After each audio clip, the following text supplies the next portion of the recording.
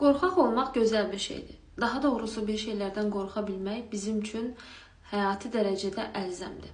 Bunun səbəbi ondan ibarətdir ki, əgər biz qorxu hissini dadmasaq, bu həyatda qala bilmərik. Qorxu bizim sağ qalmağımızda çox önəmli rol oynayan əsas təməl duyğulardan biridir. Bir də var ki, panik atak. Panik atakla qorxu eyni bir şey deyil və bunları fərqləndirmək həm insanın özü üçün faydalıdır, həm də ətrafı üçün. İndi isə gəlin bu iki bir-birinə oxşayan, amma bir-birindən əslində tamamilə fərqli olan duyğunu ələ alaq. Birincisi qorxudur.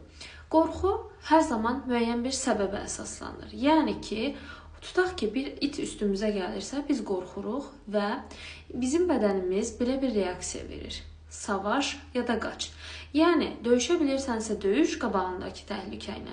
Yox, əgər döyüşə bilmirsənsə, aradan çıx, qaç. Hər iki halda da